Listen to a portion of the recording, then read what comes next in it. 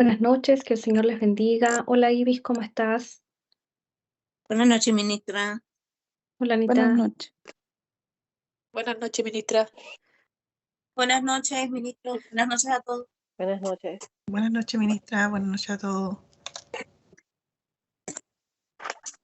Hola hermana Evelyn. Hola Damaris, Franci ¿Cómo está, ministra? y Ibis y Anita, que son las únicas que están con cámara encendida. La única que va a estar autorizada para estar con camarita apagada es María José, porque está enfermita. Así que ella es la única que va a poder estar con su camarita apagada. ¿Ya? Y vamos a orar también para que el Señor obre sanidad en ella. ¿Sí?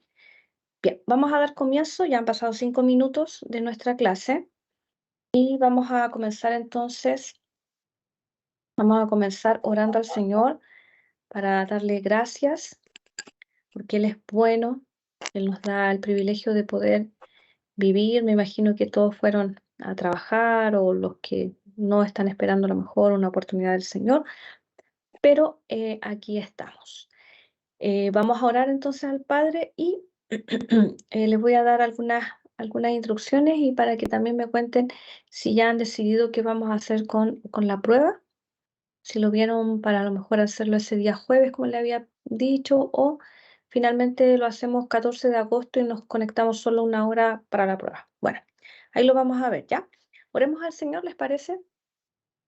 Padre bueno, en esta noche le damos muchas gracias por haber vivido este día, porque sabemos, Señor, que ha sido su misericordia la que nos ha sostenido en este día y nos ha bendecido. Gracias, Padre, por ayudarnos. Gracias por ser nuestro Dios bueno, un Padre amoroso, que tiene cuidado de cada uno de nosotros. Y en este día, Señor, queremos conectarnos con los profetas menores. Queremos seguir aprendiendo, Señor, de ellos y también, Señor, aprender de su carácter. Oro en este día, Padre, para que usted pueda bendecir a cada uno de los estudiantes, que usted les llene de su amor, de su gracia, de su sabiduría. Oramos por María José, que está enfermita, para que usted pueda restaurar su salud, para que usted pueda levantarle de allí, Señor, que usted pueda sostener su vida. Ella estuvo sirviendo allí con su esposito y muchos hermanos más. Y Señor, oro para que usted pueda fortalecer su vida y traer sanidad. Así también que usted pueda bendecir la vida de Celeste, pueda recuperar allí de su operación, que usted pueda obrar en su vida, Señor, que su gracia sea con cada uno de los hermanos en las distintas situaciones que puedan estar viviendo cada uno de ellos, que usted provea, supla a aquel que está esperando un nuevo trabajo, que usted pueda abrir, Señor, oportunidades a aquellos que a lo mejor tienen sus emprendimientos, Señor, que usted pueda bendecir a su pueblo.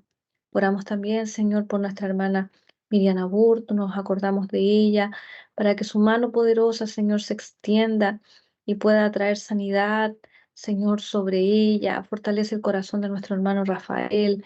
Oro, Padre, en el nombre de Jesús, para que usted pueda hacer que este tratamiento pueda ser efectivo para ella, que usted pueda fortalecer su cuerpo físico, Señor, que todo mal, Señor, en su sangre pueda, Señor, ser restaurado por su mano poderosa, Señor. Creemos que tú eres un Dios de milagros, Dios. Lloramos para que la confianza de ellos esté puesta en usted, Señor, que usted pueda sustentarles en este tiempo difícil, que usted les pueda abrazar, que usted les pueda consolar, sobre todo al hermano Rafael que está tan triste. Señor, que usted pueda obrar milagrosamente en él y en tantos hermanos más, Señor, en nuestra congregación que están afligidos. Todos se lo pedimos en el nombre de Jesús, nuestro Salvador. Amén. Bien, mis queridos, vamos a mirar hoy día el libro de Nahum y Sofonías, que espero que lo hayan podido leer. Eran muy cortitos, así que me imagino que sí tuvieron la oportunidad de leerlos. Y antes de continuar, yo entré al Q10 y no sé, veo que su Sujei está conectada, pero no veo si está con camarita. KB, Vicente, no los veo con cámaras encendidas. Celeste, no sé si va a prender la cámara, si está en condiciones, que la Celeste ahí está mi universo ahora, Todavía entonces, no. No, todavía no puedo. todavía Estoy no puede. terminando. Nos vamos a No tengo asustar. nada hinchada. Claro, no quiero asustar a nadie. No, parezco sacada de The Walking Dead.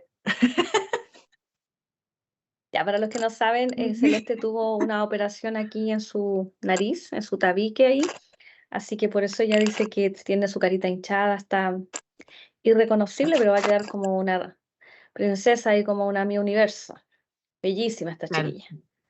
Y ya lo es, No, así sí que era, o sea, gracias, ministro. No, sí es funcional, o sea, era funcional en realidad la operación por el tema del tabique desviado que tengo, o sea, que tenía en realidad, y algo de una corrección en los cornetes, no sé qué, y de pasada igual el doctor me limó arriba, pues, así que ahora va a estar con la nariz así compré el combo. respingada ella.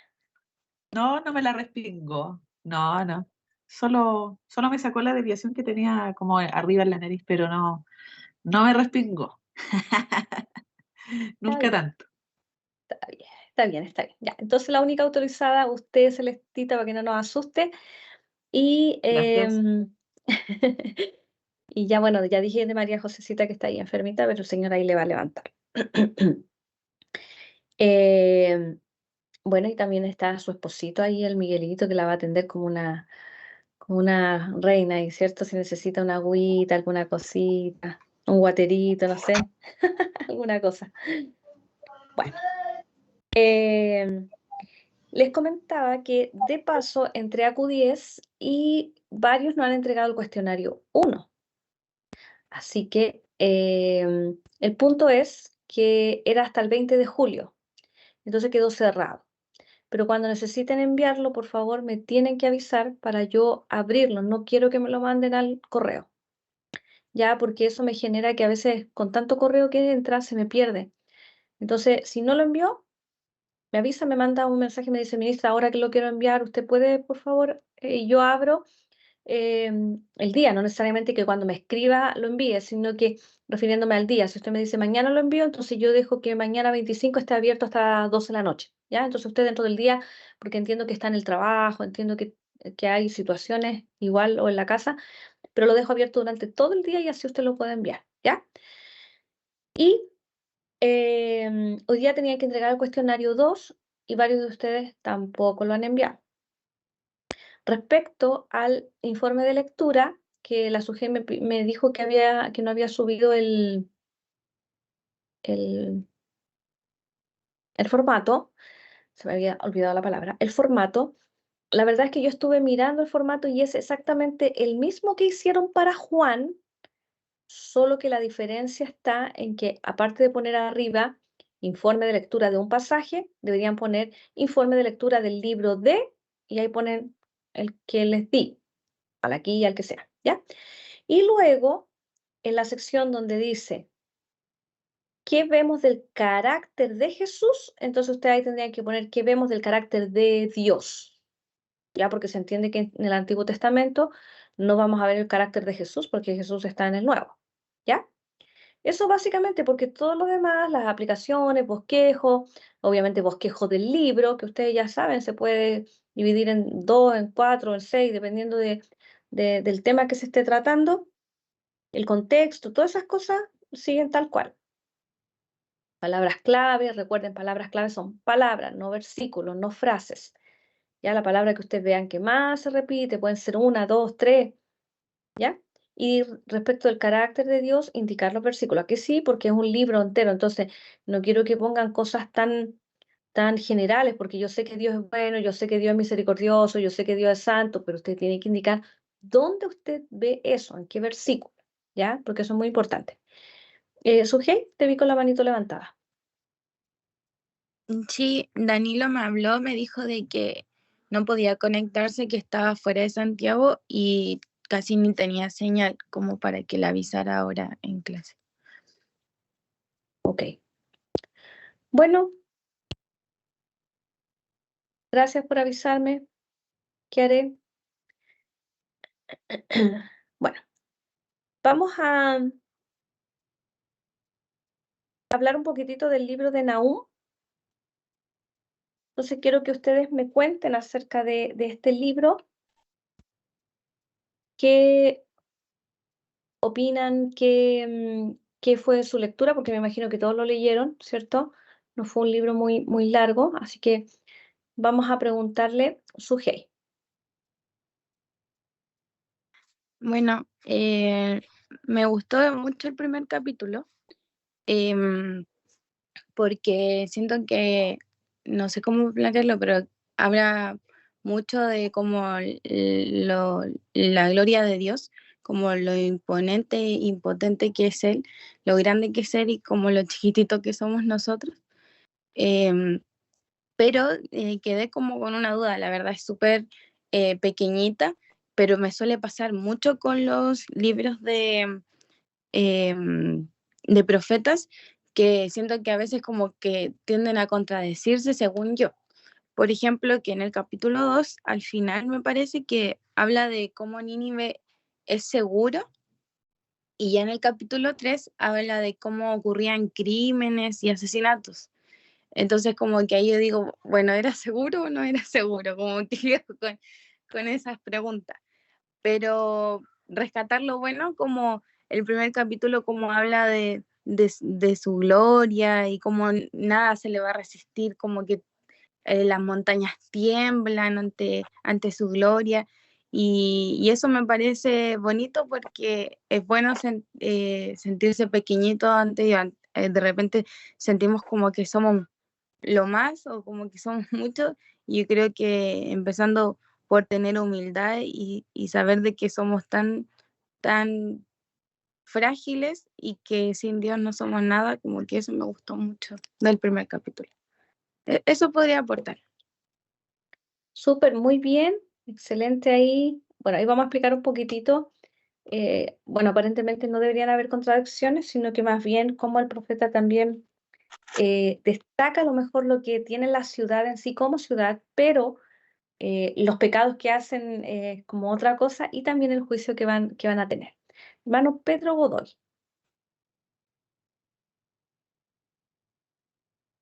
Bueno, yo encontré que Nahum como que tiró toda la carne a la parrilla para decir el poder del Señor, porque de verdad que el capítulo 1 así es súper gay y no para, y como en el versículo 7 así como que dice el amor de Dios y después le da otra vez, pero súper fuerte decirle el poder de Dios.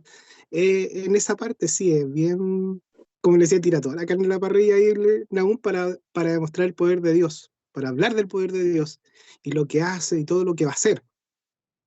Bueno, hacia Nínive, bueno, también como que la ciudad que tanto se enaltecía, también cómo va a ser humillada también, también. Incluso hasta el último del pasaje es como, dice que van a aplaudir, van a alegrarse cuando la ciudad caiga, pues, o sea, es como tan, bueno, ¿por qué? Por la maldad que habían hecho, parece que los pueblos que Asiria había hecho la maldad, porque eran súper crueles, entonces yo creo que llegaban a aplaudir cuando se lo llevaban cautivo, pues, cuando lo iban a mostrar, pero ese capítulo 1 fue como heavy, como que demuestra todo el poder de Dios ahí. Dice, este es mi Dios poderoso. Me gustó el libro y como, bueno, todo va referente a la caída de Nínive y todo lo que es el juicio hacia Nínive. Pero bueno, buen Exacto. libro, me gustó. Muy, muy bien, sí. Está relacionado con Nínive, ¿cierto? Y que, como él bien lo decía Pedrito, un pueblo muy malo, muy cruel. Hermana Lucía y Edgar. No sé cuál de los dos va a hablar. Bueno, los dos, ministra. Buenas noches. Bueno, una de las cosas que hablábamos, porque nos llamó la atención este libro, bueno, primero que buscando igual la traducción de Nahum, que es consolación, uno empieza a leer el libro y dice, ¿dónde está la consolación aquí? Cuando uno ve tan fuerte el libro, ¿no? Desde que comienza hasta que termina, ¿no? Pero claro, y yo le digo a él, entendiendo que ya leímos Jonás y lo importante que es leer desde el principio, porque es como una continuación de todo esto, ¿no? Que igual se venía diciendo y se hizo. O sea, yo saqué unos extractos que decía así, noticia que Dios es tardo para la ira, pero que no tendrá por inocente al culpable, y que es fortaleza en el día de angustia. Entonces, verdaderamente es la justicia del Señor y la misericordia del Señor, aunque se vea tan difícil y tan fuerte el libro, ¿no? pero tenía que venir leyendo Jonás para entender que efectivamente este es un libro de consolación, para entenderlo. Si no lo hubiésemos leído, no lo hubiésemos entendido. Entonces queríamos compartir eso. Eso es. ¿Cómo me dice vamos a hablar los dos y Edgar dijo eso? ¿Cómo?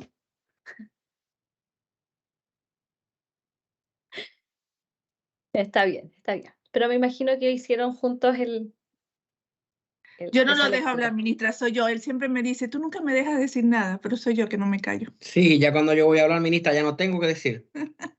Ya lo dijo todo. Ya, en la de sofonía va a Computadora hablar allá usted arriba. entonces. La de sofonía va a hablar usted, mi querido hermano. Ya, hermana Ibis. Hola, buenas noches. Bueno, primero decir que yo de chiquitita mi mamá me leía el tema de Jonás y a mí me parecía como una historia de Disney porque decía, wow, claro, ellos se arrepintieron, se salvaron y felices por siempre. Y ahora, cuando ya uno lee estos libros, que yo lo leí la otra vez cuando usted nos mandó a leer, pero hoy día volví a repasarlo, me impactaron algunas cosas. Primero, ver cómo, claro, Dios hizo eso en el libro de Jonás, pero después hubo como un seguimiento, me parece a mí, de cómo se desarrollaban ellos después de todo, de arrepentirse y de todo. Entonces, eso me impacta mucho, porque es como siempre él estuvo al tanto. Permiso. Ya, mientras la esperamos, Esteban. Ya volvió. Fue muy rápido. Ya volví. Y lo otro, esta frase que no sé, estoy un poquito confundida si estaba en el libro de Sofonías o en el de Nahum, que dice, vive Dios que, y ahí como que sigue, también me impacta mucho, porque es como que está indignado así, como así, prometo que lo voy a hacer o algo así. Eso también esa frase así me impacta bastante también, así como, no es cualquiera quien está hablando, soy yo el que habla, así, eso. Bueno, así es. Ya, hermano Esteban. Los demás, Esteban va a ser el último, todos los demás me van a hablar de sofonías, ¿ya? Sí. Bueno, si hay una palabra que define este libro, bueno, mis compañeros lo han dicho casi todo, pero creo que nadie nombró la palabra justicia. Creo que si bien Nahum está dando profecía a Siria, en este caso a Nínive, Jonás, varios años atrás ya había profetizado contra ellos, y ahí ellos como que se arrepintieron, y bueno, ya leímos el libro de Jonás, que fue lo que ocurrió con Nínive. Entonces, pero parece que después que pasaron varios años, se lo olvidó nuevamente y volvió a hacer de la suya. Entonces, siento que el libro está enfocado hacia la justicia de Dios, ¿ya? De que igual toda la injusticia que se estaba viviendo en ese lugar, Dios no le iba a pasar por alto. Entonces, creo que va por ahí como el resumen del libro. Eso. Muy bien, sí, tiene que ver mucho también con esta justicia de Dios y también pensando en el tema que decía Lucy, que es consuelo, pero no consuelo para Nínive, sino que consuelo para Israel, para Judá. Vamos a mirar entonces algunas cositas. Nosotros lo tenemos allí, si usted se fija en esta lámina, Isaías está desarrollando su ministerio también, 740, 700 antes de Cristo más o menos. Está Isaías en el Reino del Sur. Miqueas está también, que lo vimos en la clase pasada. Y Nahum entonces estaría en este año 650 aproximadamente. Está como tema la destrucción de Nínive, la capital que es Asiria. Y para eso entonces nosotros vamos a hablar de él, que se identifica en su primer versículo, dice profecía sobre Nínive, libro de la visión de Nahum de Elcos. Entonces ahí se nos menciona por lo menos que él era de Elcos, esta ciudad que no ha sido identificada. ¿Ya?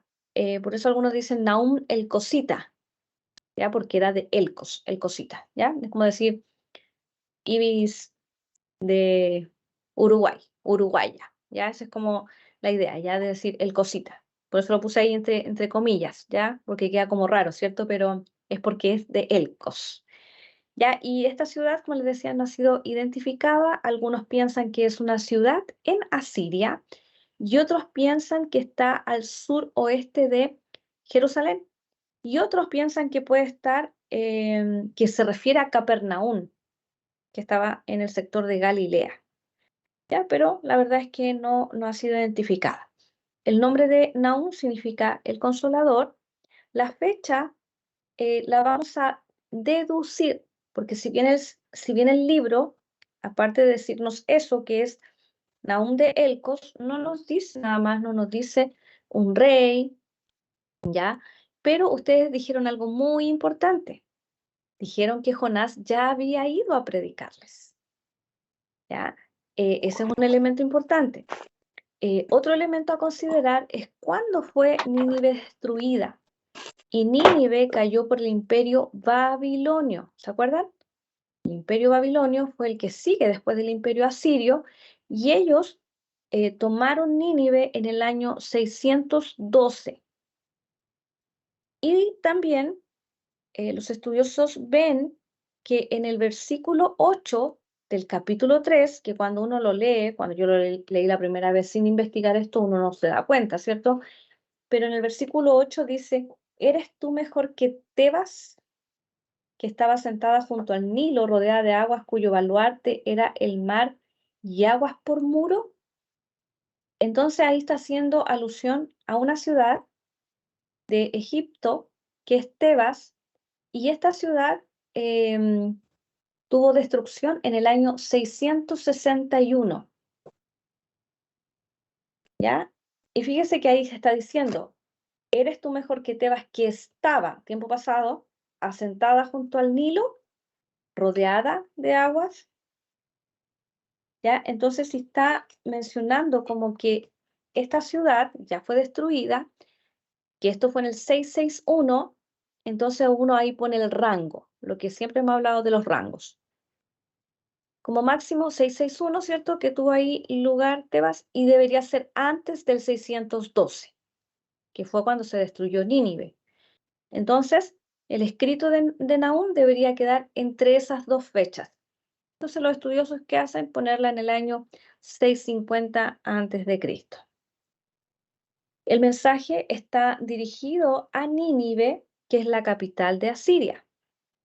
Y en el caso de Israel, del reino del norte, uno ya debe deducir también que ya ha caído para este año 650, porque recuerden que en el año 722 fue la caída de Israel, de Samaria. Entonces, el único reino que está en ese momento es el reino del sur, y si uno quisiera mirar la fecha, uno va a nuestro cuadrito. Fíjense que el color azul es el reino del norte y ya terminó con el rey. Siempre trato de hacer énfasis en esto, que es el rey Oseas, no el profeta. El rey Oseas, la ciudad cayó en el 722. Entonces, si uno quisiera buscar el 650, si usted se fija ahí en verde, tenemos a los reyes del sur, de Judá, y ahí correspondería ¿a quién? A Manasés. Y Manasés fue un rey malo, muy malo, ¿ya? Pero en este caso es solo para montar a Nahum en un contexto histórico. Pero Nahum no le está hablando al reino del sur, no le está hablando a Judá, no le está hablando a Jerusalén, le está hablando entonces a Nínive. El bosquejo del libro va a ser muy sencillo. Cada capítulo va a tener una idea. En el capítulo 1, como muy bien ustedes lo dijeron, que este Nahum nos tiró toda la carne a la parrilla de los atributos de Dios, de su carácter. Así que este capítulo 1 es muy importante para establecer quién es Dios. Porque, como decía Lucy, si nosotros no hubiésemos tenido el contexto de Jonás que le fue a predicar y le habló, entonces ellos quedaron con la idea de este Dios bueno, de este Dios que me perdonó. Y bien, y como dijo la Ibis, quedaron felices para siempre, pero probablemente fue momentáneo porque ellos eran muy malos.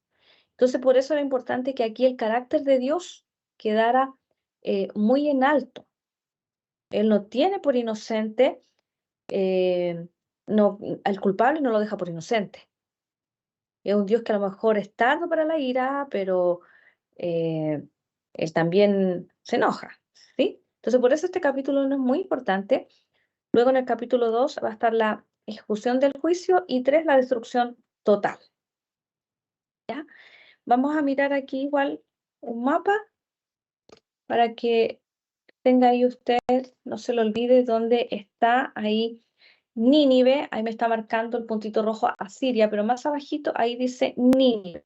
Si lo ven con mi puntero, ahí está Nínive, ya que eso correspondería al imperio asirio. Y acá está Jerusalén. ¿Ya? Entonces, algunos hablan de que Nínive era muy, muy, muy hermosa. Ahí tiene una foto de lo que se piensa que era más o menos Nínive, muy, muy linda. Y después quedó destruida en el 612. ¿Ya? Después tienen que haberla reconstruido, yo creo, después con Nabucodonosor en algún momento, porque también después Nabucodonosor se hace mucho, se cree mucho por los jardines colgantes que tenía y todo eso. Vamos a mirar entonces nuestro capítulo 1 acerca del carácter de Dios. En este capítulo, ¿cierto? Se muestran algunos atributos de Dios que me gustaría que pudiéramos mirar. Algunos a lo mejor ya lo dijeron, pero me gustaría que, no sé, Damaris me pudiera decir algún atributo que ve en este capítulo 1, Evelyn Soto, que me diga algún atributo, Franci y la hermana Ana. ¿Ya? Estas 4 y Listo. bellas mujeres me dicen. Ya, Damaris. Ya, yo justo subrayé 2 que me gustan mucho porque siempre la hemos escuchado, y es el versículo 2 donde dice Jehová es Dios celoso y vengador. Bueno, dice y vengador, pero me gusta el que dice Jehová es Dios celoso, porque él realmente es celoso con lo que es de él. Y es un celo, no es un celo malo, que uno siempre dice, ay, los celos son malos, sino que es celoso término bueno, porque obviamente es su pueblo, no sé, es lo que yo entendería, ¿sí? Y el que ya lo habían mencionado antes, que es Jehová es tardo para la ira y grande en poder. Esos Muy 2 bien, son los que muy tengo bien, subrayados. muy bien. Hermana Evelyn. Jehová es bueno y fortalece en el día de la angustia. Eso es como una joyita, ¿cierto? Que aparece Sí. aquí en este libro, a pesar de varias cositas que se nos dice, pero uno Y dice, lo que sí igual ay, es hermoso, ministra, porque dice, conoce a los que confían en él. sí, un muy, muy bonito versículo, sí, muy, muy bueno. Franci, Ministro, yo había escogido es el versículo 7, que Jehová es bueno, fortaleza, porque siempre ha sido mi fundamento, mi refugio, ¿verdad? Es bueno, fortaleza en el día de la angustia y conoce a los que en él confían. El versículo 3, ¿verdad? Que es tardo para la ira y grande en poder. Y el que dijo mi hermanita Damaris, el versículo 2, que Jehová es Dios celoso y vengador. muy bien. Anita,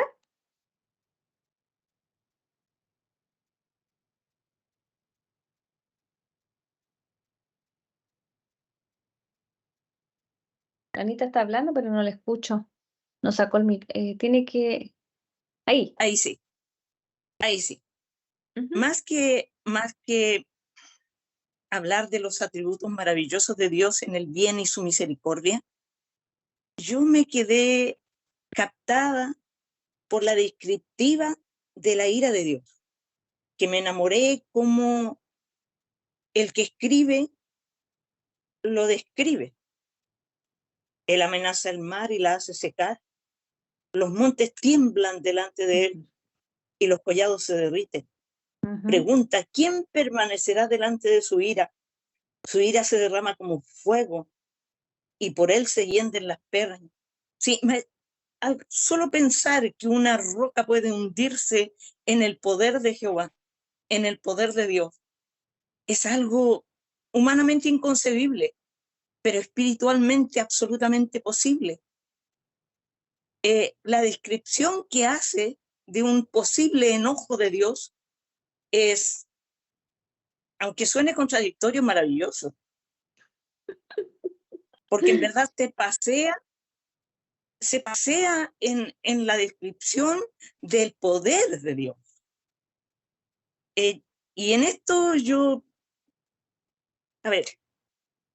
le agradezco al Señor el poder estar con todos los que están aquí estudiando, en lo poquito que yo estoy, porque yo me he vuelto a enamorar de nuevo de la palabra. Y yo le agradezco enormemente a usted la posibilidad de estar aquí, porque en verdad uno se olvida de lo que significa la grandeza de la palabra. Y la palabra penetra en nuestro corazón y nos hace ponernos cálidos, apasionados, enamorados de él.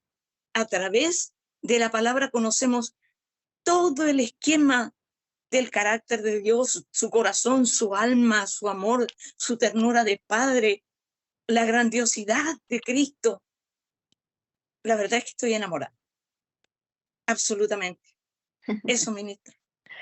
Bien, muy bien, Anita, qué bueno que lo mencionó, porque sí, a veces nos quedamos solamente con que Dios es bueno, con aquellas cositas que no es que esté mal, pero sino en este capítulo igual hay más descripciones del carácter de Dios, porque no solo estamos viendo aquellos atributos que tienen que ver con la bondad, con que, no sé, que es tardo para la ira, grande en misericordia, sino que el hecho de decir Dios es celoso, Dios sí dice que es vengador, ya, pero no entendiéndolo en la venganza que nosotros de alguna manera entendemos, sino que en esto de dar castigo a aquel que sí, que de alguna manera se lo merece.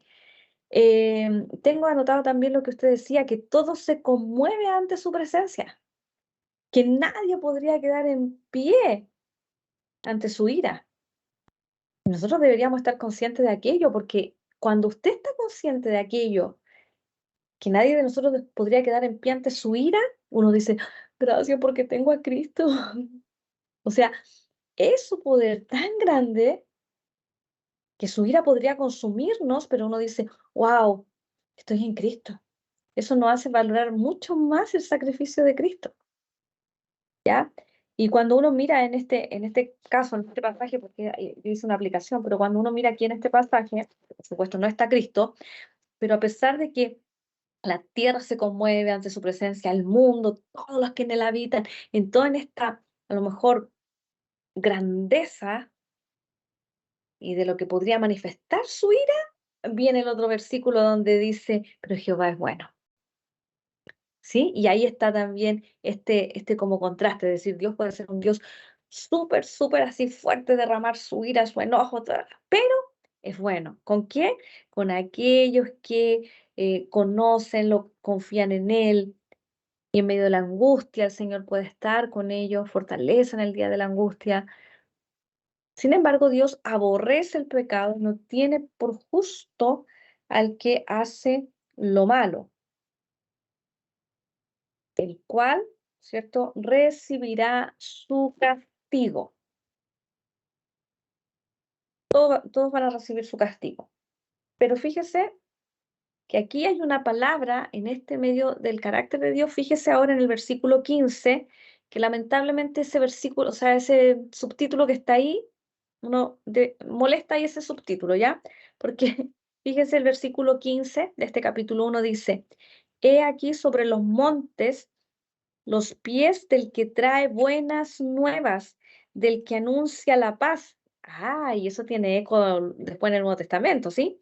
Y dice, celebra, oh Judá, tu fiesta, cumple tus votos, porque nunca más volverá a pasar por ti el malvado. Pereció del todo. Porque ahora va a venir un mensaje para alguien que les hizo daño.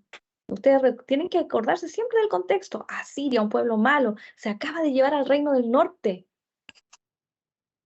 Y cuando uno sigue leyendo, estuvo a punto de llevarse también el reino del sur, solo que ahí hubo algunas guerras, ahí hicieron algunas negociaciones para pagarle tributo y aparecieron también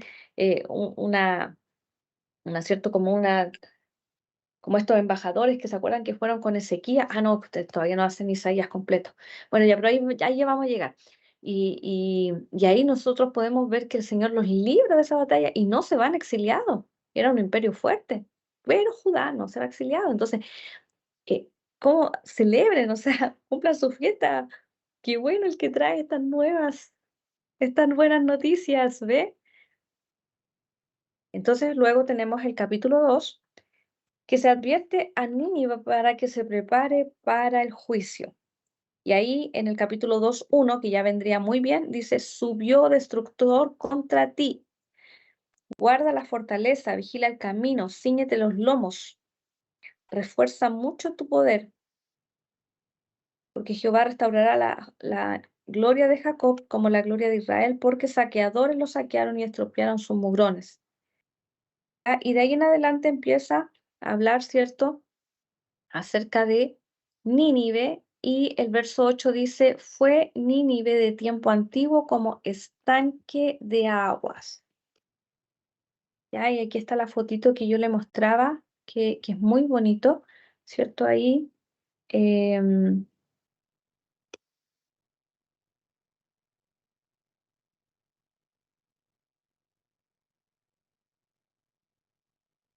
Muy bonito ahí, y habla de que en las calles de Nínive se verán con soldados, con carros, serán saqueados, serán llevados todos cautivos.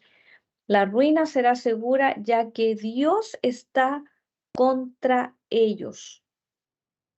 Ya, eso es muy importante de tenerlo en cuenta, que Dios está contra ellos. Eso está en el verso 13 de este capítulo 2, dice, he aquí contra ti, dice Jehová de los ejércitos. Encenderé y reduciré a humo tus carros, y espada devorará tus leoncillos, y cortaré de la tierra tu robo, y nunca más se oirá la voz de tus mensajeros.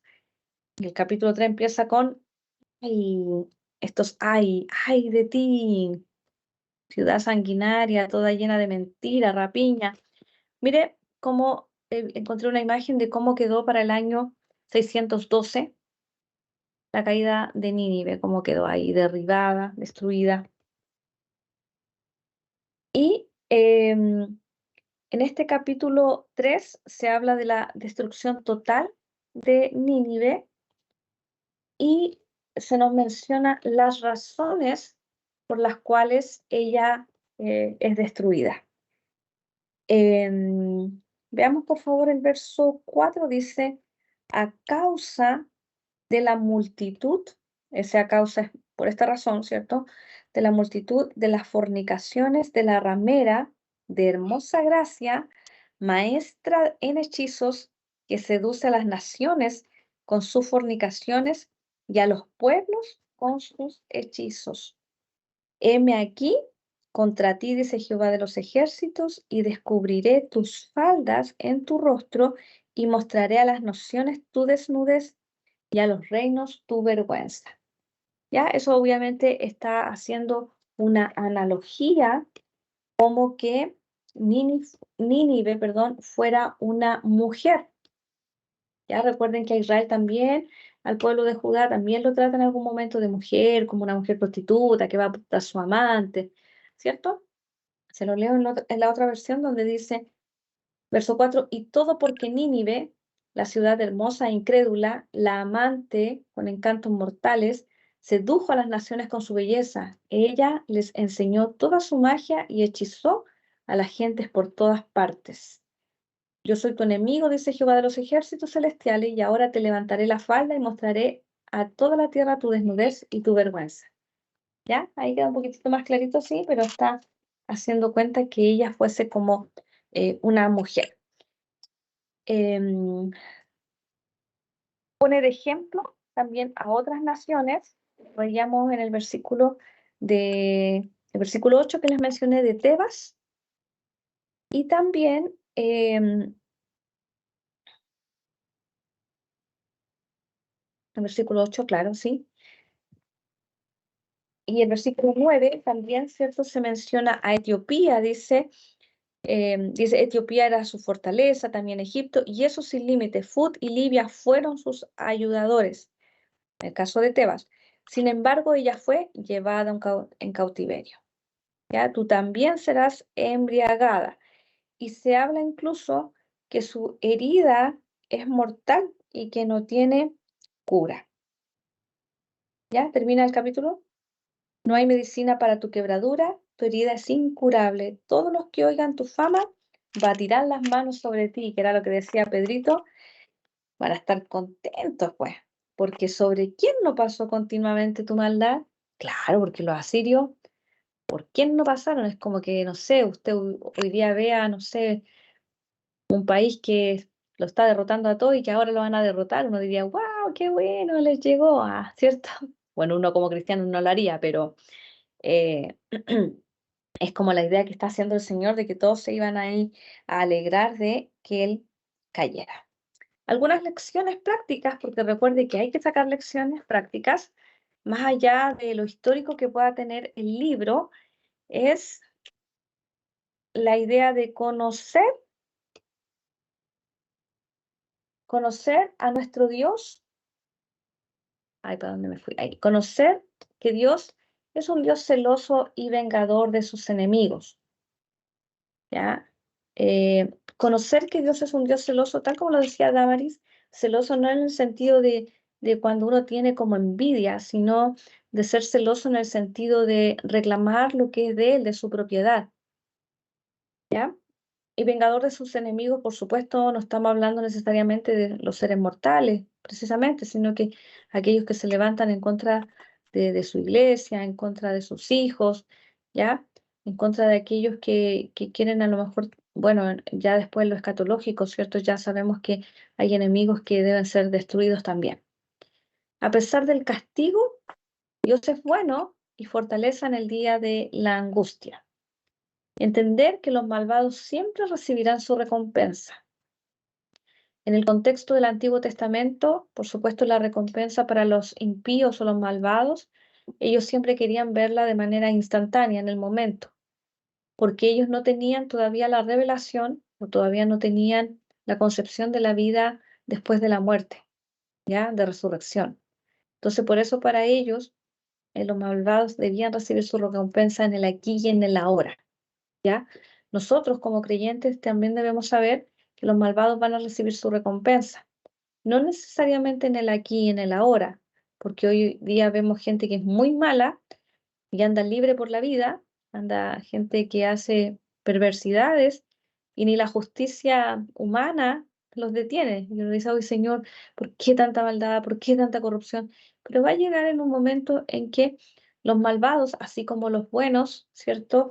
Aquellos que honran al Señor, que la palabra dice que recibiremos, ¿cierto? Nuestro galardón grande en los cielos, ¿cierto? Pero así también habrá esta recompensa para aquellos que son malos. Recordar que Dios es santo y aborrece el pecado. Entender que Dios es justo, Esteban decía, ¿cierto? De esta justicia de Dios, es lento para la ira, porque nos habla de su paciencia, pero no es que sea eternamente así, que lento para la ira, no, hay un momento donde Él hace entonces justicia a los suyos. Y mi súper acróstico,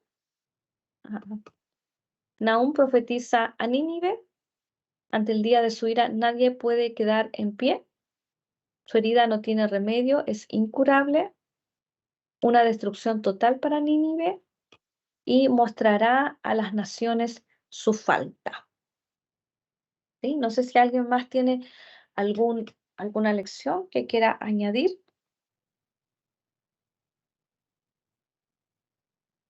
¿Estamos bien? Hermana Francis. Sí, ministro, quería decir que para mí personalmente veo cómo el Señor nos muestra allí lo que es el impacto en nuestras vidas de mantenernos en el pecado, ¿verdad? Y que Él siempre va a estar allí para, como llamándonos para hacernos conscientes de qué pudiese pasar en nuestras vidas el perder la oportunidad de poder tener, claro, ya cuando uno conoce la salvación, pero que nosotros debemos tratar de esforzarnos por deslastrarnos del pecado y que en Él podemos encontrar todo lo bueno que Él tiene para nosotros. Claro que sí. Lo bueno que Él tiene para nosotros y aquel esfuerzo que debemos hacer, ¿cierto? Por abandonar el pecado, aunque nunca lo podremos abandonar de alguna manera, el pecado en sí, porque nuestra naturaleza es pecaminosa, pero por lo menos lo que es la práctica del pecado, que eso es distinto. Sí. El pecado ya no se debería enseñorear más de nosotros, ni dominarnos, ni hacernos, ¿cierto? Que nosotros vivamos una vida como que no tuviésemos a Cristo. Bien, nos vamos ahora con el libro de Sofonías y aquí sí vamos a escuchar a nuestro hermano Edgar, vamos a escuchar a Miguel acerca de Sofonías, vamos a escuchar también a Montserrat, a Vicente y a Kay.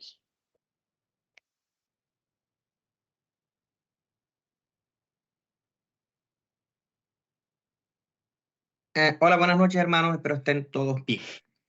Ministra, del libro de Sofonías podemos ver que viene hablando lo mismo de los profetas menores. Viene hablando del pueblo pecador, de un mensaje de esperanza y describe el juicio de Dios. O sea, lo describe como el día de Jehová y la gloria futura de Israel, su redención. Y podemos ver siempre que al final hay un mensaje de esperanza para este pueblo pecador. Muy bien, Edgar. Hermana Evelyn Soto, no la nombré delante, pero ahora la nombro. La tengo en pantalla. Sofonía. Bueno, una de las cositas que fui destacando del libro, el Señor en realidad hablando a lo que Él iba a extender su mano igual sobre Judá, los habitantes de Jerusalén, y destacaba lo que decía en el capítulo 12: acontecerá en el tiempo que yo escudriñaré a Jerusalén con linterna. O sea, como que iba a verlo en profundidad. También, bueno, el libro habla de los juicios a las naciones que estaban y destacaba algo que decía: buscar a Jehová a todos los humildes de la tierra, los que pusiste por obra de juicio. O sea, buscar a justicia, buscar mansedumbre, quizás ser guardado en el día del enojo de Jehová. Y bueno, ahí muestra el libro parte de la misericordia de Dios frente a los humildes, a los que le buscan. Y el capítulo 3, destaqué, bueno, habla de Jerusalén, de su redención, y una de las cosas que me llamaron la atención: en aquel tiempo volveré yo a los pueblos la pureza del labio, que es algo para todos los que invoquen el nombre de Jehová, para que les sirvan de común consentimiento. Al final, lo que termina el libro, o sea, obviamente hablando de la restauración de lo que Dios, cuando dice que Él salvará a la que acogiera, recogerá a la descarriada. Es muy lindo, en el fondo, lo que termina el libro, dando una voz de esperanza, de restauración. Exacto. Eso, Muy bien. Punto principal. Bien, Montserrat.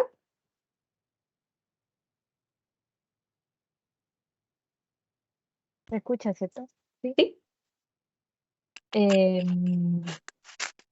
Me quedé con lo que mencionaba la hermana Evelyn, de congregar y meditar oración sin pudor antes de que tenga efecto el decreto, porque el capítulo 1 empieza así con la amenaza del juicio con todo, pero a pesar de que pareciera que está a la vuelta de la esquina, el Señor como que da la clave para que eso no acontezca, que es buscar y meditar en sus caminos.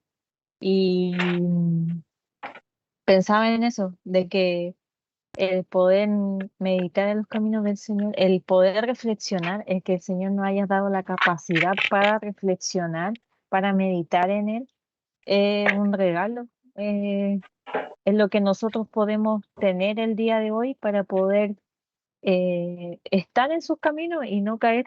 Y eso es lo que me quedó dando vueltas de este libro.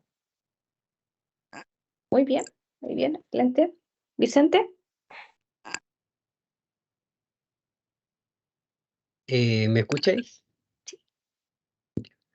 Leyendo el libro Sofonía me llama la atención, tal y como dijo Ibis, creo, de que cuando el profeta Jonás se pensó que era un cuento, que había el cuento había terminado feliz con el pueblo ninivita.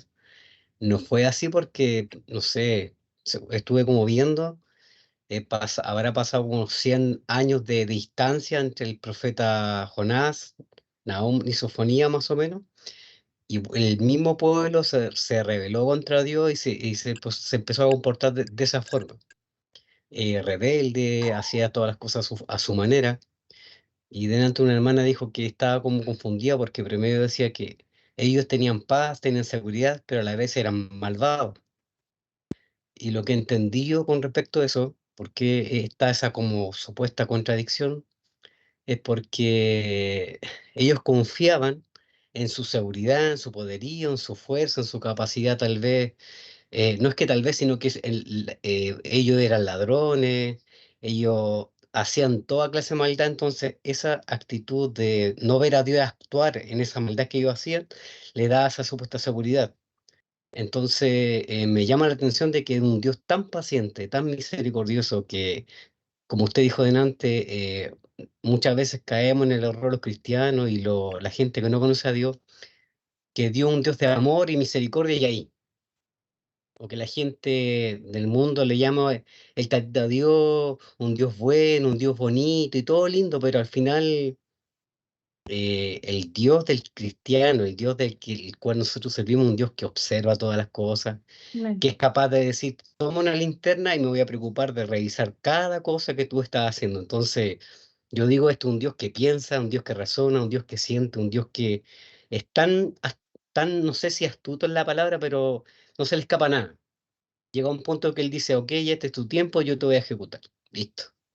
Entonces sí produce ese temor y esa reverencia a la persona de él. Entonces yo leyendo estos libros, aprendí eso de que sí hay que temer a Dios, sí hay que amarlo y honrarlo por lo que Él expresa su amor, su misericordia Ujú. y su bondad. Y que tarde o temprano el juicio vendrá, pero gracias a Dios tenemos a nuestro Señor y Salvador que es Cristo. Entonces podremos librarlo de alguna forma en el más allá de no irnos a un lugar malo. Eso. Muy bien, Vicente, hablaste un poquito, claro, de Nahum y ahí lo mezclaste con Sofonía, está bien. Bien lo que también reflexiona, ¿cierto? La sabiduría de Dios, ¿sí? Miguelito, Sí, ¿qué le pareció Sofonías? Sofonías, yo noté tres cosas importantes que me llamaron la atención. Primero, en el capítulo 2 cuando habla de la humildad, cuando dice que buscad a Jehová a todos los humildes de la tierra. Siento que Dios en ese momento le está dando una oportunidad al pueblo y siento también que en todo este libro veo mucho al Señor como papá, como un papá que le está diciendo, lo voy a hacer esto, lo voy a hacer esto otro. Pero después al final termina siendo como un papá de los que cuando después ya pasa lo malo, ya dicen, ya, bueno, ya baja un poco el nivel de su ira y termina, después pasa por un juicio en el capítulo 3 donde dice, Jehová hasta el día que me levanta para juzgaros entre ocho. Y lo que más me gusta de todo esto es el último versículo del capítulo donde habla que en los últimos tiempos Él los va a traer de vuelta, nos va a reunir y una promesa que también es para su pueblo importante ahí. Eso me gusta porque de alguna forma, como le digo, siento que es muy papá en ese libro el Señor, como que no es como un zamarrero en realidad ese libro. Ya moverse un poco, pero al final igual termina amándolos con esa palabra que le entera. Amén. Qué bien, sí, muy lindo el versículo final, ¿cierto? De esta palabra de aliento también, a pesar de que empezó un poquito fuerte la cosa con esta destrucción, pero bien. Katie, primera vez que lee el versículo, el capítulo, el libro, ¿qué pasó con Sofonías? ¿Su impresión? ¿Pudo leerlo o no? Hola, buenas noches. Sinceramente no alcancé a leerlo detalladamente. Fue un panorama de él. Sí leí Nahum, pero justo del que me están preguntando, no. Pero bueno, escuchándolos a ustedes, a los compañeros y como que, y también como recordando las otras cosas de los otros libros, una de las cosas que me ha llamado mucho la atención es que ciertamente es como difícil leer a veces estos juicios, todo lo que incluso, o sea, que se redacte de una manera tan explícita, em, es como difícil porque uno siempre piensa en el Señor como en amor y todo eso, pero se ve reflejado al final que siempre hay una promesa de restauración.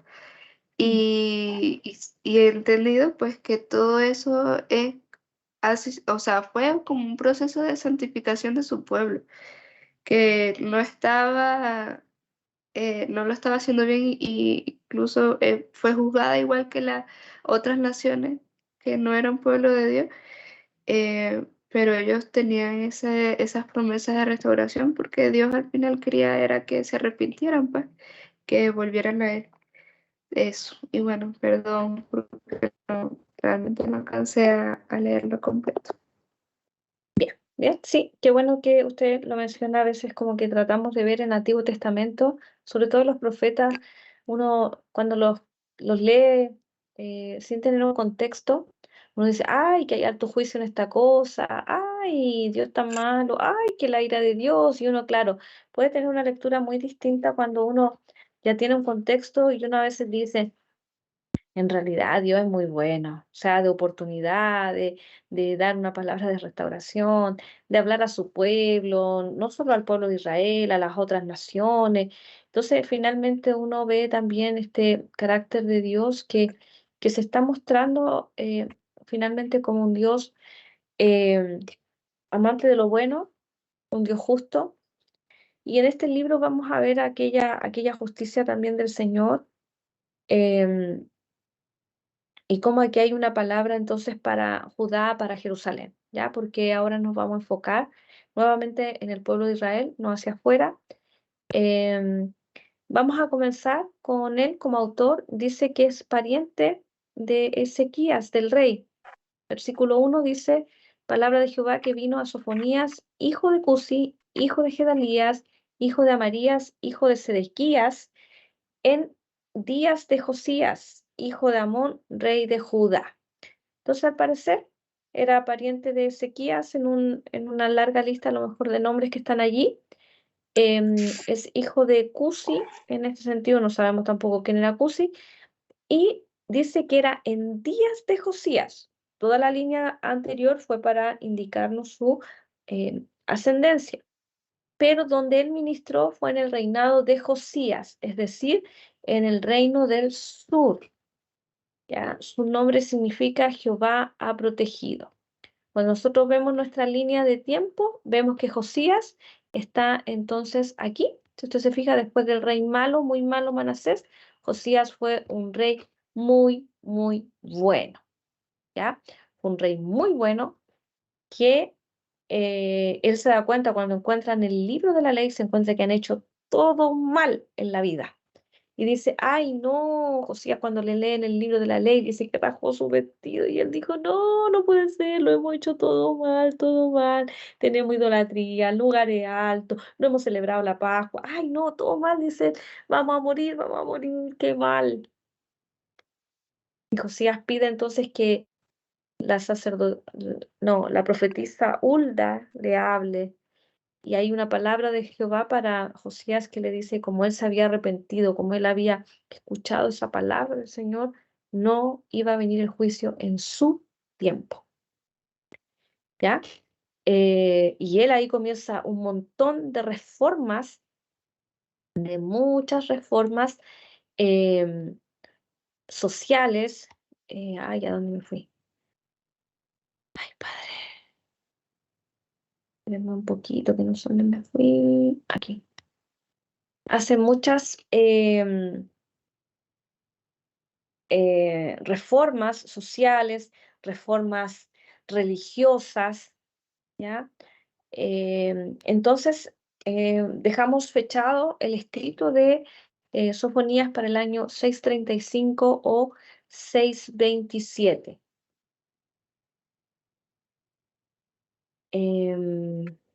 Ahí se lo dejé, ¿ve? Sofonías. Y fíjense, aquí hay algo muy importante que ustedes de hecho lo mencionaron, que el juicio parecía cerca, pero también estaba como lejos. ¿Ya? Y aquí vamos a mirar por qué. Aquí vamos a mirar una fecha que es muy importante. Bueno, entonces dijimos que el escrito de Sofonías quedaría para el año 635, 627 aproximadamente. Y como les mencionaba, Josías comenzó a reinar solo a los 8 años de edad. Ya dije que había sido un muy buen rey, encontró el libro de la ley, hizo estas reformas.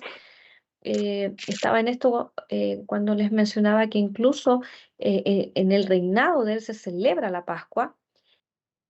Para eso entonces conocer todo lo que fue su reinado, nosotros deberíamos leer el segundo libro de Reyes del capítulo 22 al capítulo 23-30 con su paralelo. El paralelo ahí es muy importante del segundo de Crónicas, capítulos 34 y 35. ¿Por qué es importante? Porque recuerden que el cronista centra su atención en todo lo que pasa en el templo, ¿ya? Entonces ahí es muy importante tener en cuenta esto. Además, debemos considerar que antes de él estuvo el rey más malo que tuvo Judá, que había sido el rey Manasés. Entonces ya habían hecho cosas muy malas. Manasés, recuerden que hizo pasar incluso sus hijos por el fuego, ya por el rey Moloc. ¿Ya? Así que hubo un periodo de mucha idolatría, de mucha perversidad, y Sofonías es contemporáneo con Jeremías, ¿ya? Él es su contemporáneo. Vamos a mirar un poquitito su bosquejo.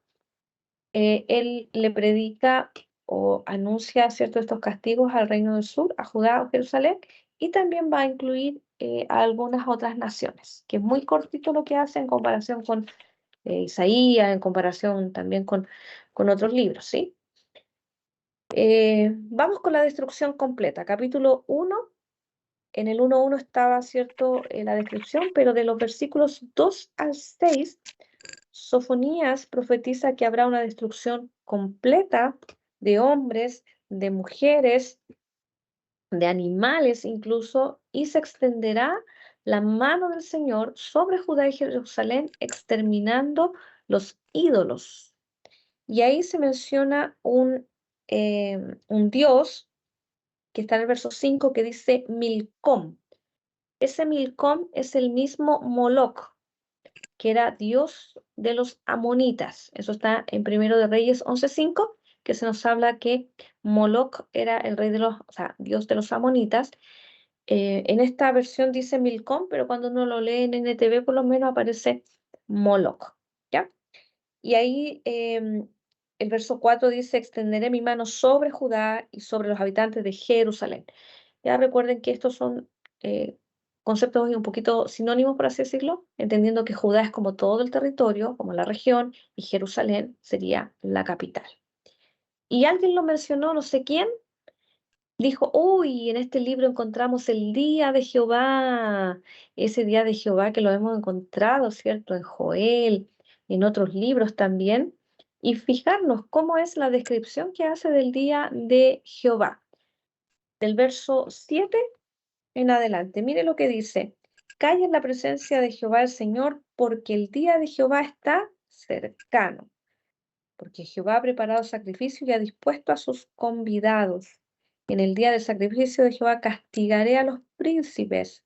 Verso 9, castigaré en aquel día a todos los que saltan la puerta, los que llenan las casas de sus señores.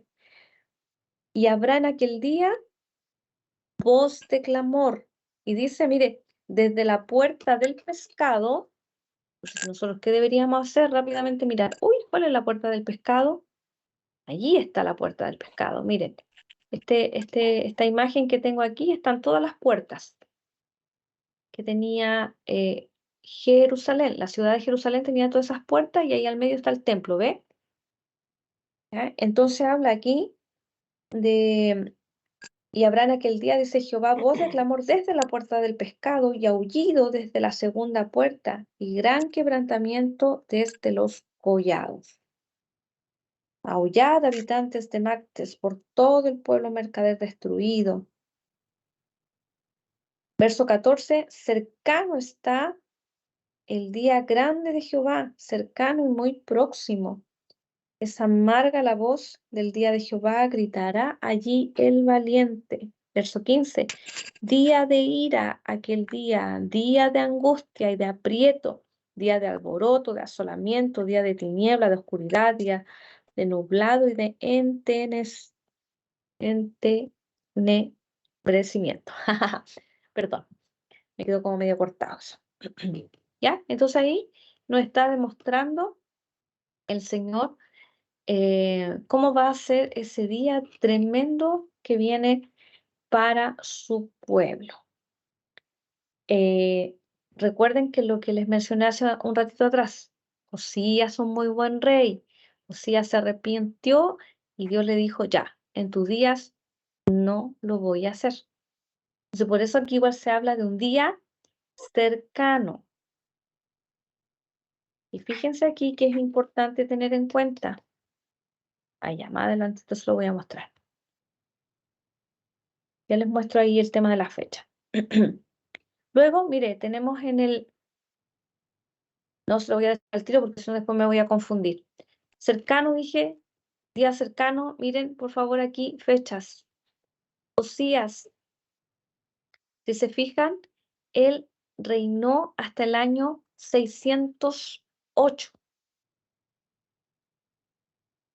Mi pregunta es, ¿cuándo fue el primer destierro de Babilonia, hacia Babilonia?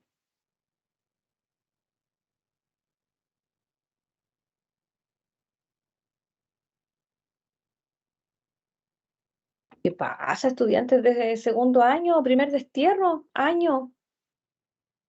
605. 605. 605. Muy bien, año 605, primer destierro, y estamos en el... Josías terminó su reinado en el 608. Entonces, recuerde que aquí la numeración va hacia atrás. Entonces, después del 608 viene 607, 606, 605. Y ahí se va el primer destierro en el reinado de Joacim. Entonces, si usted se fija, Sofonías, si bien es cierto, lo fechamos en el 635, ¿cierto? Pero fíjese que en el termina el reinado de Josías, no pasan ni 2 años y viene el primer destierro. Entonces lo que está hablando Sofonías es lo más cercano a lo que el Señor está hablando de este día de la ira del Señor. ¿Ya? Capítulo 2, vamos a volver, está el juicio contra las naciones vecinas. Dedica un par de versículos nada más, es muy cortito lo que hace aquí él. Y está el juicio contra Gaza, Ascalón, Asdod y Ecrón, que es la costa filistea. Mire, aquí yo le tengo un mapa. Mire aquí en rojito está esta costa filistea, ¿ve? Ahí está Gaza, ahí está Ascalón, Asdod, ¿ya? Que es toda esa costa filistea. También le da una palabra a los moabitas, que está aquí los moabitas, los amonitas que están acá arriba, los etíopes, mire que están al otro lado, ahí está Jerusalén,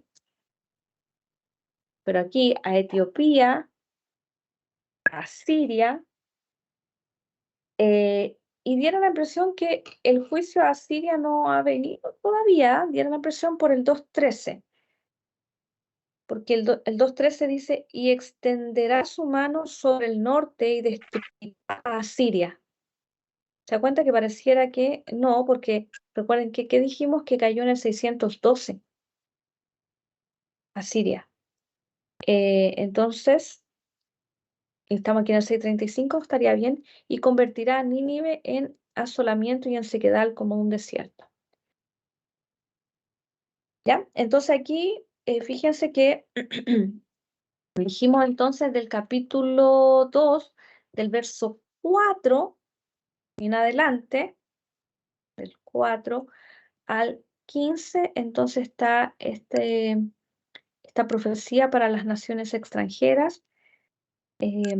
Los versículos anteriores, en este día de Jehová que habíamos hablado, está ese detalle que ustedes mencionaron: buscad a Jehová los humildes de la tierra, ¿cierto? Que ahí está dando como una clave, ¿cierto? A los que podrían librarse, ¿cierto? Van a ser guardados de este día del enojo del Señor. Y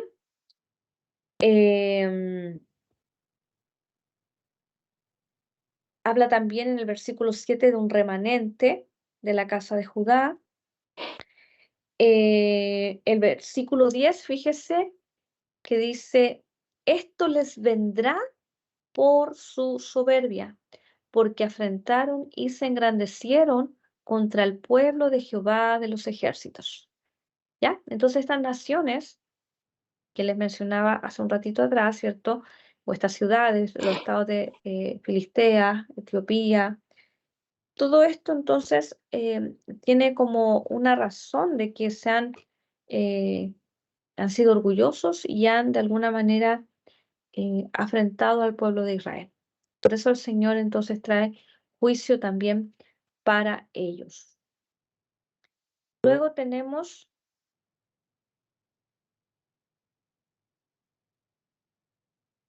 acá el capítulo 3, del verso 1 al 8, que están los pecados de Jerusalén.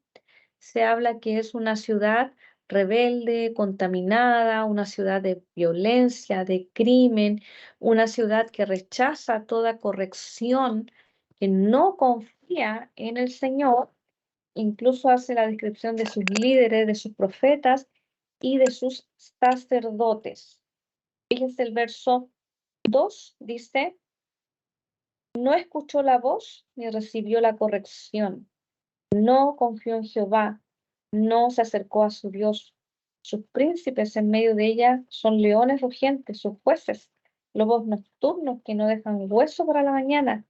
Sus profetas son livianos, hombres prevaricadores. Sus sacerdotes contaminaron el santuario, falsearon la ley. ¿Se da cuenta?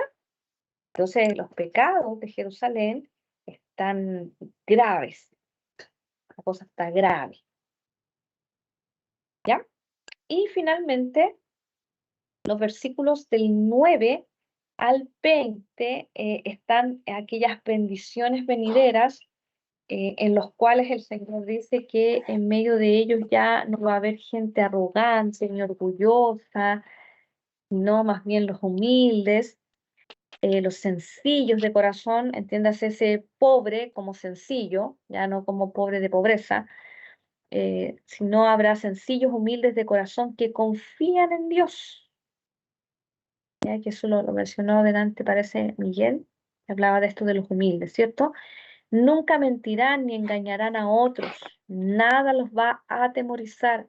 Dios vivirá entre ellos, por eso deben alegrarse y cantar, ya en este remanente, perdón.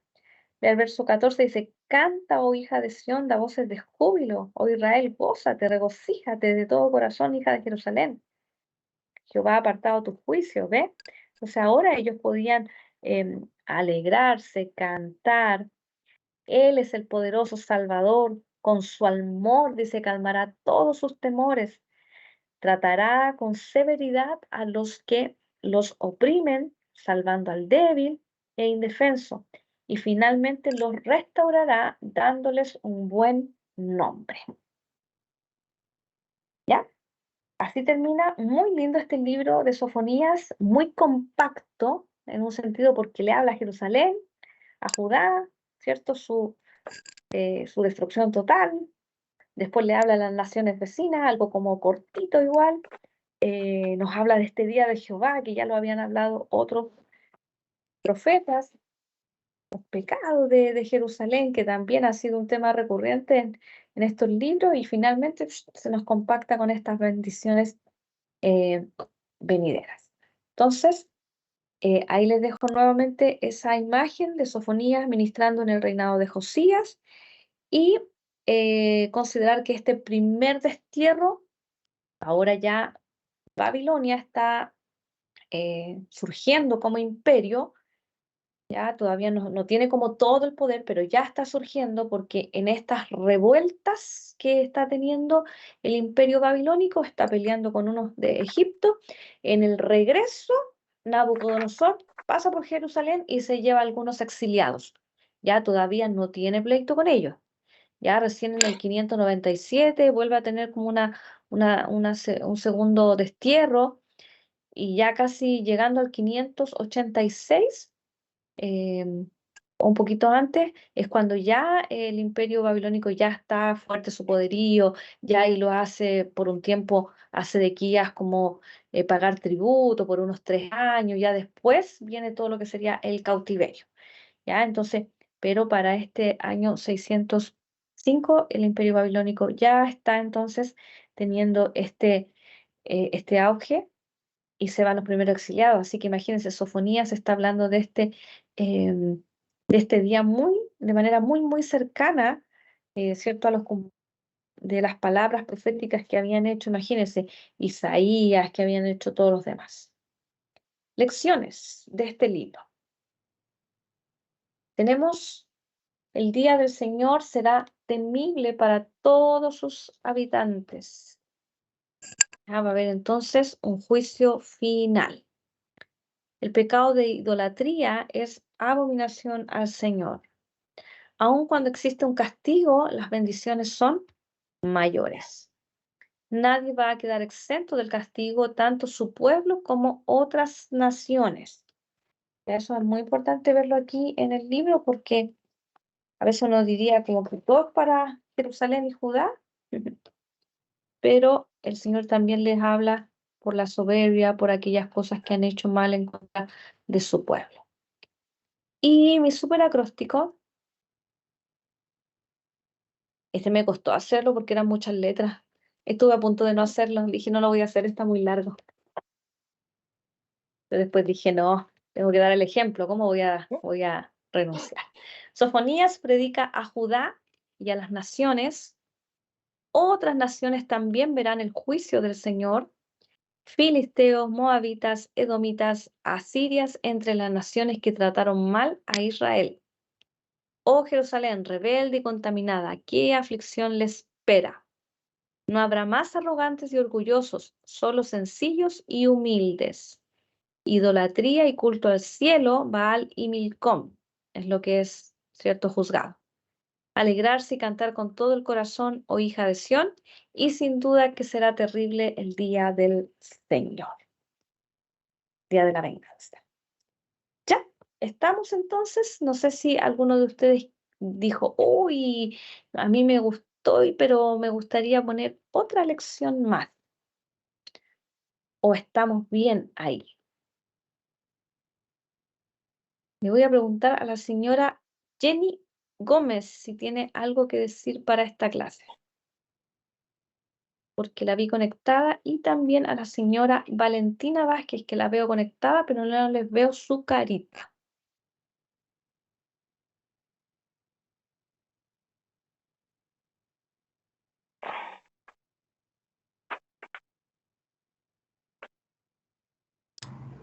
Ministro, ¿me escucha? Sí. Así que tengo mi cámara apagada porque estoy en la casa y si la prendo se me pone verde la pantalla. Ok. La verdad yo no había leído el libro de Sofonías. Sí, me parece interesante la forma de actuar del Señor. Cómo cada libro nos trae de alguna forma revelación de nuestra propia vida, de cómo nosotros nos conducimos también, así mismo como el pueblo de Israel.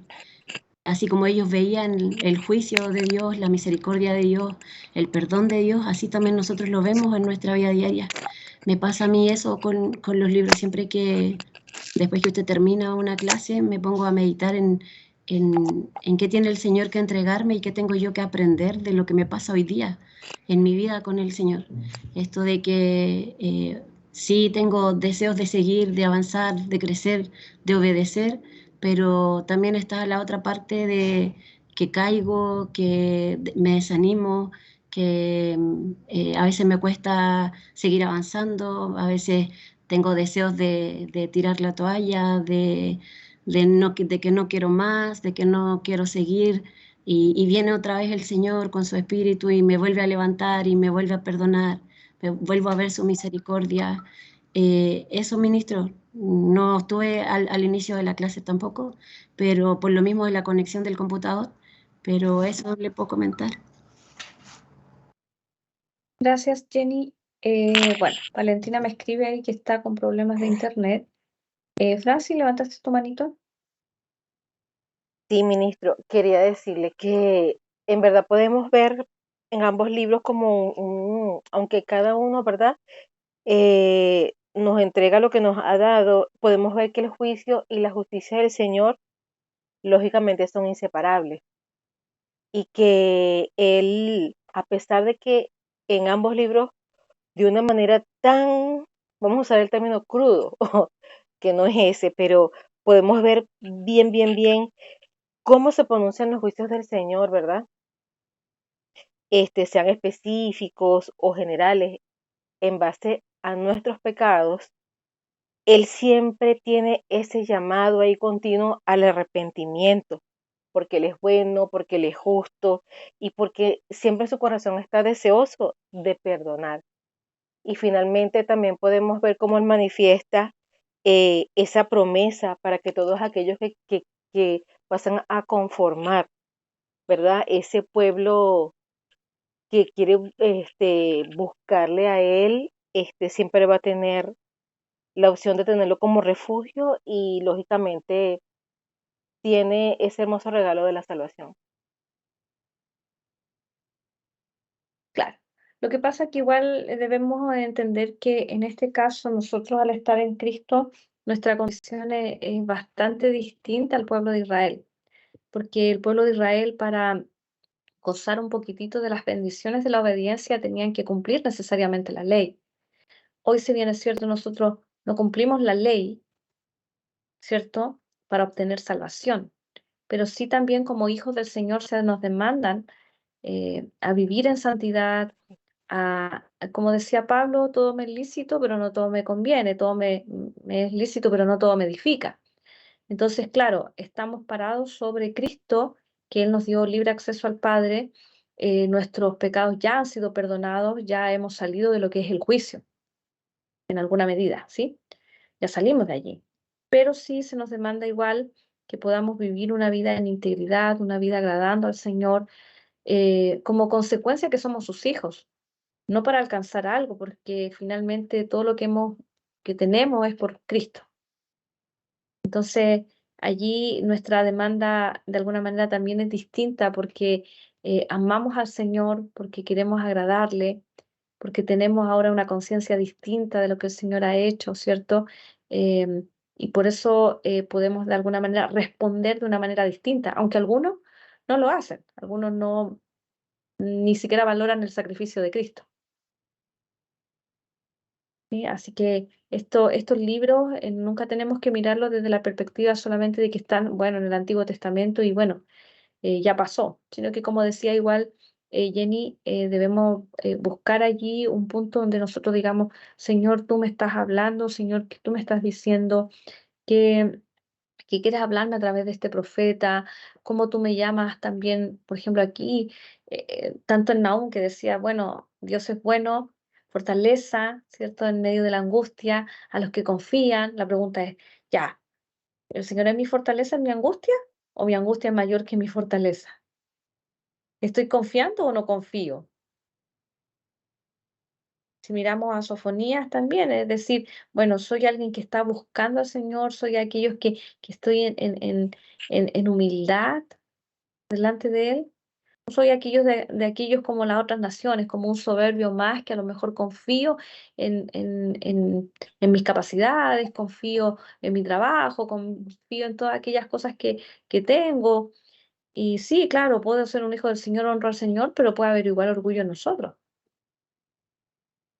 Entonces, en aquellas cosas también nosotros debemos reflexionar y mirar, ¿cierto?, cómo el profeta también nos está hablando a nosotros, aun cuando estamos en medio de la gracia, ¿sí? La gracia del Señor. Ibis, Eh, ahora que usted dijo lo de los necios y todo eso, si no me equivoco, no sé si en Nahum o en Sofonía, pero hubo un pasaje que me quedó también bien marcado, que decía que algunos decían que Dios no hará ni bueno ni malo, como diciendo, Él no va a hacer ahí y no se va a meter.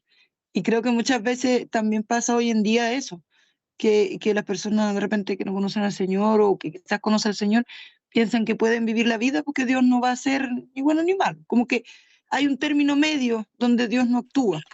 Entonces, eso también me quedó ahí como bien grabado, porque quizás uno también lo pensó en algún momento, incluso ya caminando con el Señor, uno pensó, no, aquí hago yo porque Dios ahí como que no va a ser ni bueno ni malo. ujú, O sea, esto como que depende de mí. O sea, Dios, métete aquí nomás porque yo esto otro lo resuelvo yo. exacto. Sí, sí, tiene mucha razón usted. Bien, espero que el Señor les haya edificado por medio de estos libros. Si alguien no los leyó, es importante que lo puedan hacer ahora con esta, por supuesto, visión un poquito más amplia, con el contexto histórico y todos esos detallitos que yo le doy, usted pueda tener una segunda lectura si es necesario. Para la próxima semana, entonces, tendremos los libros de Habacuc y Ageo. ¿Ya? Habacuc tiene apenas 3 capítulos, muy bueno, y Ageo 2. Y bueno, a esta altura ya deberían tenerlo más que leído porque tienen que entregar el informe de lectura. Em, y los otros que están haciendo Malaquías. Pero Habacuc y Ageo, yo creo que esa clase va a ser bastante cortita porque me imagino que todos van a hacer informe de lectura, vamos a poder compartir un poquitito más de sus apreciaciones personales, de cómo el Señor también les habló por medio de estos libros, ¿ya? Así que eso, mis amados, que el Señor les bendiga, les dé descanso, anímese porque ya no le queda nada más que un par de 4 libros le quedan, pensando en Habacuc, Ageo, Zacarías, ay, ese está más o menos, y Malaquías, ¿ya? 4 libros nada más nos quedan y terminaríamos nuestro Antiguo Testamento. Si usted lo leyó, usted va a poder decir, bien, estudié, leí el Antiguo Testamento completo. Pero si el año pasado Pentateuco no lo leyó todo, los libros históricos ahí me quedó debiendo cositas, tiene que ponerse al día. ¿Sí?